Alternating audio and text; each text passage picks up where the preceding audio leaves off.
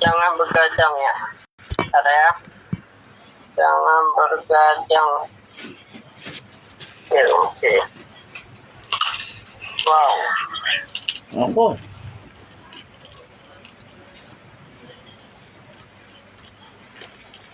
Emang ada ya?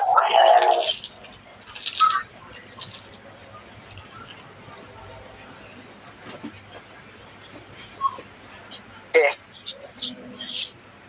Ya. Wow.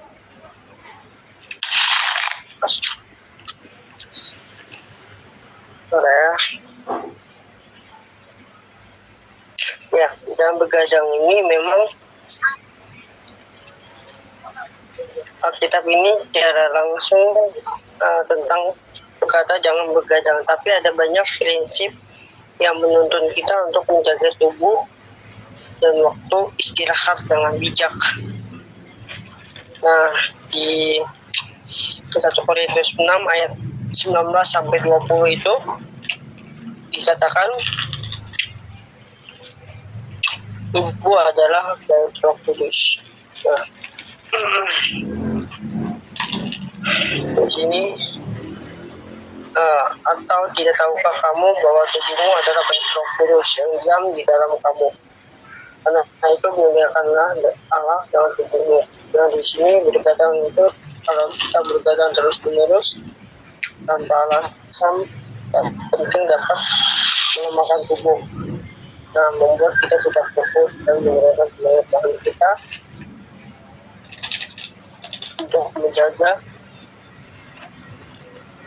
tidur yang cukup pada sejarah kita menghormati tubuh yang Tuhan percayakan. Yang kedua, Tuhan menghendaki kita hidup seimbang. Nah, poin ketiga ayat 1 itu ada segala sesuatu untuk segala ada waktunya. Nah, ada waktu bekerja, ada waktu berdoa, dan ada waktu istirahat.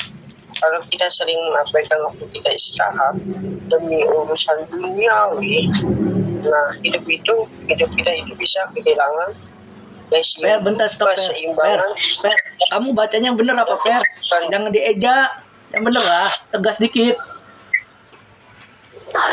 Suara gue lagi serak. Udah, nggak apa-apa, lanjut. Hah?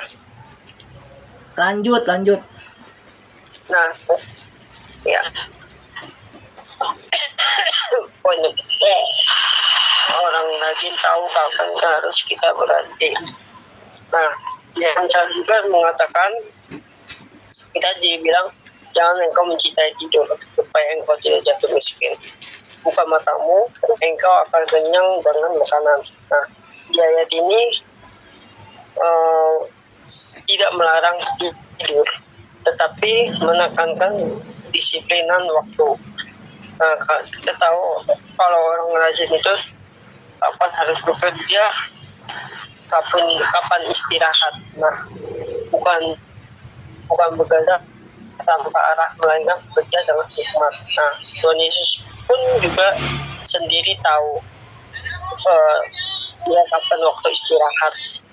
Nah, di Markus 16 Markus 6 ayat 31 dikatakan, ia berkata kepada mereka, marilah kita pergi ke tempat yang sunyi supaya kita sendirian dan beristirahat seketika.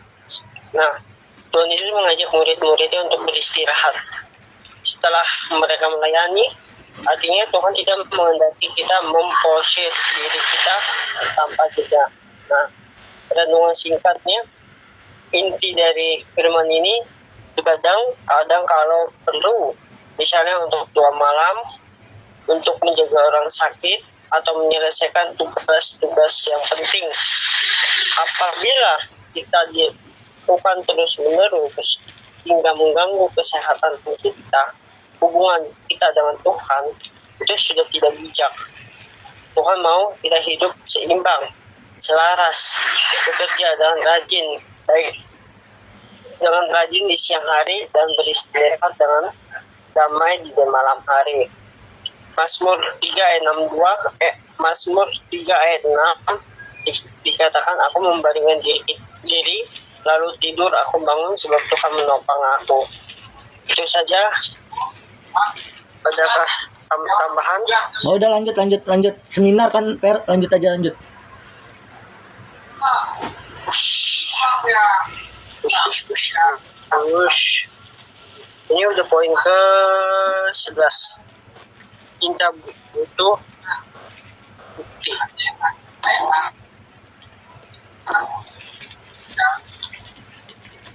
Cinta butuh bukti.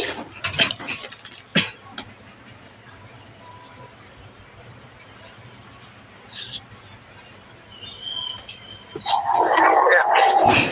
Nah, cinta butuh bukti adalah prinsip yang sangat jelas dalam Alkitab. Tidak berbicara tentang cinta sebagai perasaan, tapi terutama sebagai tindakan nyata. Nah, poin yang pertama ini Yohanes 3 ayat 18 ini nanti teman-teman bisa membaca sendiri ya. Ayat ini menegaskan bahwa kasih sejati bukan hanya kata-kata tapi ditunjukkan lewat tindakan nyata. Itu untuk membantu, mengampuni, memberi, dan setia. Ya, nah, yang kedua, cinta itu adalah pengorbanan. Nah, yang ketiga, cinta itu mempunyai prinsip berlaku dalam cinta. Kasih tanpa tindakan itu adalah kosong. Nah, kita harus membuktikan kalau kita mengasihi seseorang. Contoh, Happy dengan Bangkur. Ya. Halo, dengeran nggak suaraku? Halo, dengeran? Kedengeran nggak? Oke, contoh ya, Happy dengan Bangkur. Nah, Happy buktinya apa? Mencintai Bangkur. Nah, itu contohnya ya, tindakan atau perbuatan yang pada seseorang. Nah, poin yang keempat itu kasih, ya kan? Kasih itu murah hati, tidak cemburu, dan lain sebagainya. Cinta sejati itu dibuktikan melalui karakter dan sikap, bukan ucapan. Nah, jadi cinta itu harus ada buktinya. Nah, yang kelima, cinta itu harus ada ketaatan. Nah, kasih itu kepada Allah tidak cukup diucapkan, tapi harus dibuktikan kehidupan dan setia kepada Tuhan. Kesimpulannya adalah cinta sejati dalam firman ini selalu punya bukti berupa tindakan, pengorbanan, dan ketaatan. Tanpa bukti, nyata cinta hanya menjadi kata-kata kosong. Oke, saya lanjut poin selanjutnya. Poin yang ke cinta itu indah dan berkualitas.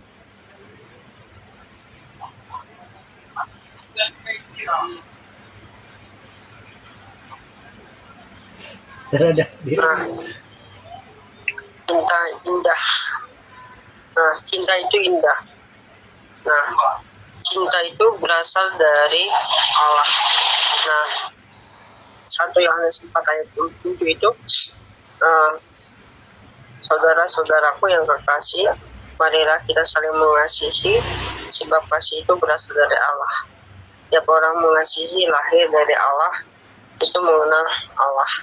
Nah, cinta itu yang indah adalah mencerminkan hati Allah ketika kita mengasihi kita sedang memperlihatkan sifat Allah dalam hidup kita.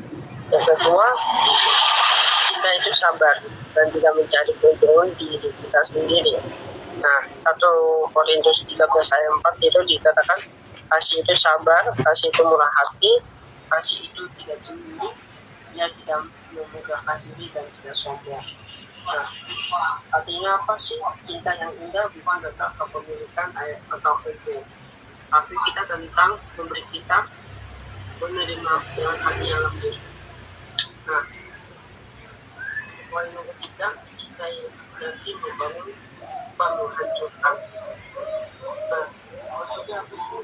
Nah,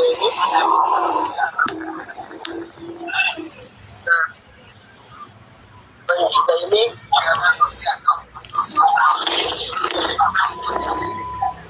kata semuanya itu anak-anak kasih sebagai ikat mempersatukan dan menyempurnakan oleh ayat 14, yaitu cinta yang indah menyatukan bukan memecah belah.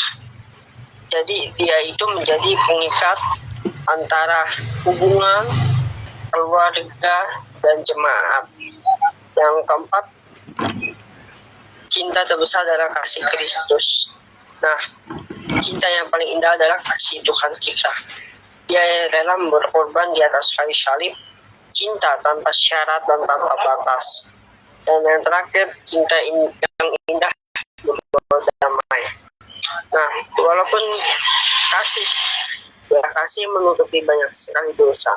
Jadi kasih itu tidak menghitung kesalahan, tapi pengampunan dan pemulihan dalam kasih ada damai sejati. Itu saja.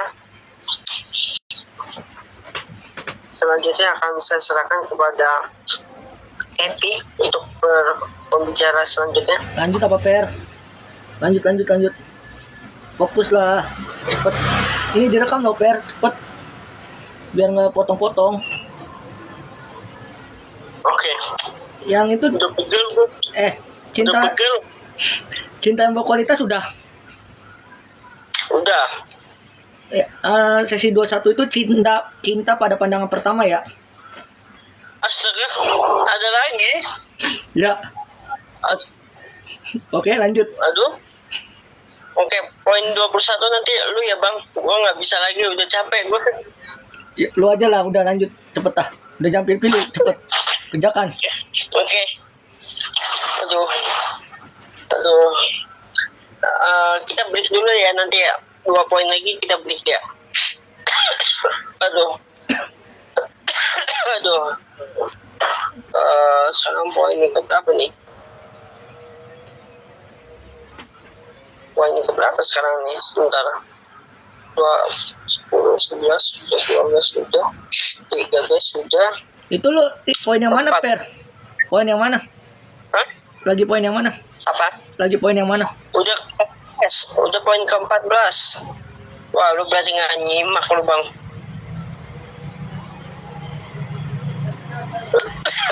Gua bukan nggak nyimak. Ini gua sakit, Per. Hah? Perut gua sakit nih, enak banget. Berarti cinta itu indah, berarti cinta yang bermanfaat. Cinta yang bermanfaat berarti. Oke, silakan Pur. Kamu lanjut. Kamu yang lanjutin. Kamu yang lanjutin, Per. Kok aku? Udah lanjut. Sebentar. Gue siapin dulu nih poin yang selanjutnya nih. Cinta yang bermanfaat. Cinta bermanfaat.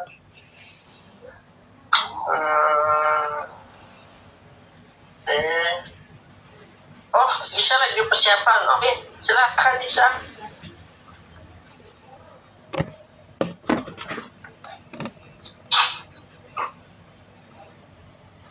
Cinta.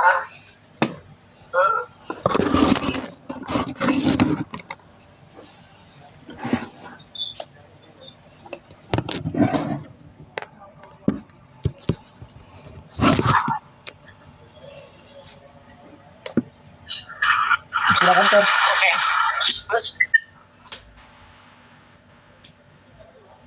balik ke berapa nih? 14 ya? Oke. Cinta yang bermanfaat dalam Alkitab itu tidak hanya perasaan ya, tapi menyatakan lewat tindakan dan jadi bawa berkat bagi orang lain. Nah,